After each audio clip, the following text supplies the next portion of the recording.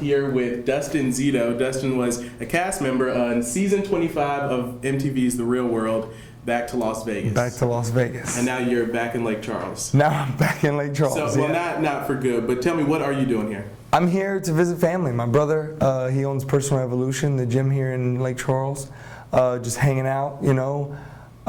Recently went through a breakup, so I'm just here to see family and stuff. Now we'll get to the breakup. You can't spill the goods too soon. You can't spill the goods too soon, because we do know that you had a very public relationship with one of your cast members. But we're going to start with actually the real world. And what's it like being a cast member in the real world? I mean, whenever you find out that you made it, it's kind of like you feel like you won the lottery. You're like, out of all these people, why did they choose me? What do they want?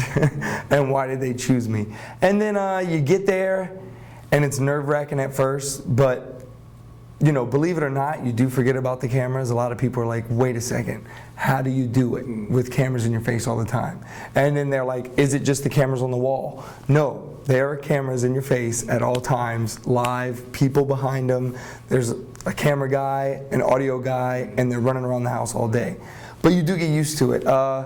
And the lifestyle's nuts. You know, not only is it, you know, the real world, it's Vegas. And then on top of that, they got the cameras and the clubs and the late night shenanigans. But I mean, it is what it is. We had a good time. We went, we came, we saw, we conquered kind of deal. For someone who has been a cast member, were you a fan before you actually even applied? I mean, I would say I had a fan spurt, like in high school. You know, I was like, yeah, I want to watch this show. I watched it, was kind of faithful for about 3 or 4 seasons, and then you know, just kind of drifted off. You know what I'm saying? But I did know what to expect. You know what I'm saying? I knew what I was getting myself into. You know, kind of. I wanted it. I was like, hey, I was a fan of this show when I was like 15. Now I'm old enough to try out. Let's try out, see what happens. And yeah, like I said, it kind of felt like it win the lottery. How real would you say the real world is? The real world is like TV's original reality TV, but it was literally shot as a documentary and still is shot like as a documentary. They follow the rules of documentaries, like the format of how they put together the camera work and how they respond to the cast and the camera guys. No communication. They don't even tell us their names. Like, we had to make up nicknames for them. But what you're getting is a short amount of 3 months worth of drama. In real life, living with your friends and enemies at the same time, it'll bring out some things. So much better, you think? I mean, are you a better person because of your experience? Hey. All I can say is it was an experience, and I learned from it. You know, everything I do is an experience. You know, you just want to get out there and do stuff and then learn from it. The more you do, the more you learn. You did make headlines your season. You did make headlines. I won't even mention, everybody knows why you made headlines. Yo, you're reporting this stuff. You're reporting this stuff. You got to ask the hard questions. Okay, I mean, shoot it. We know that you made headlines because of your past, with your involvement in the gay porn industry. Yes. There you go. So, do you still find yourself defending yourself? There are situations still to this day that you know, I kind of find myself in where I'm like, oh, this is not normal. You know, if everybody didn't know about it, it wouldn't be this. But when I went on the show, I knew it was going to come out. I wanted it to. And why'd you want it to come out? You know, you carry something like that. A secret, you know, a real secret for a long time. Like, no one knew what I was doing in LA. They thought I was modeling, acting, you know, hanging out, just having a good time. And whenever you come home, it's like 4 years later, you're like, whew, I got this burden on my chest. I don't know how to tell people. You know, you start kind of wanting to tell people one at a time, and it just doesn't work out. Putting it on the show was, you know, of course, I wanted to do the show anyway, no matter what. I wasn't going to let that stop me. I was like, yeah, of course, before you sign these papers, you know that this is going to be blasted. You know that this is going to be a part of your storyline on the show. But yes, I'm not going to give it to you. I'm not going to be mad. I'm not going to do that. Yes, do you have any questions? You know what I'm saying? Like, hey, I'm not scared to talk about it. You don't have me. You know what I'm saying? Because it's better to be positive about it. It's better to be open about it. It's better to be real about it. I figure, you know, it's a part of my life that I went on an exploration. I went to do an adventure. I was like, hey, I'm getting out of Louisiana. I'm gonna go do something and figure something out. And I had a good time. You know, of course, what I did was a little shysty. You know, I was lying to people and stuff. But you know, I had a lot of fun. Met a lot of people. It was a cool experience. And then whenever it was over, it was over. You know, and I was like, well, now you have all this lie built up. That's not cool. You know, you did it, whatever. You don't feel bad about it. You don't feel like you did anything wrong. You didn't hurt anybody.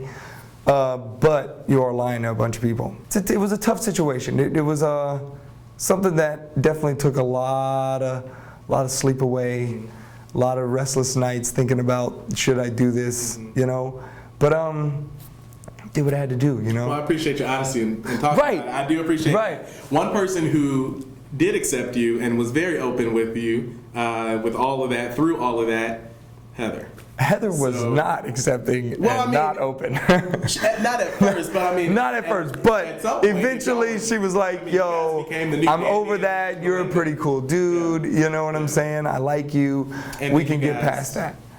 Well, we got into a relationship after the show. You know, I moved up to New Jersey with her and her family and stayed there for like a year. And then I came back home, actually came back to New Orleans. It was her idea. She wanted to move to New Orleans. So I was like, all right, we'll go to New Orleans. Come to New Orleans, and you know, it just didn't work out. It just was one of those things, no harsh feelings, nobody, you know, I'm glad to say that, like, we're friends, we're cool, we're there for each other.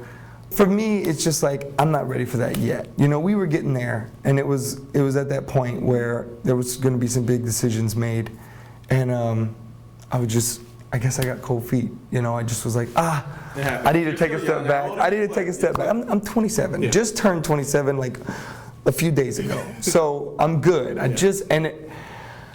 Hey, my dad says it's a midlife crisis. My dad says it's a quarter-life crisis, not midlife crisis. He says it's a quarter-life crisis that I'm going through, and I'm like, hey, all right, I'll accept it. Look, I want to go on some adventures. I want to see some things. I want to do some traveling. I want to have some fun.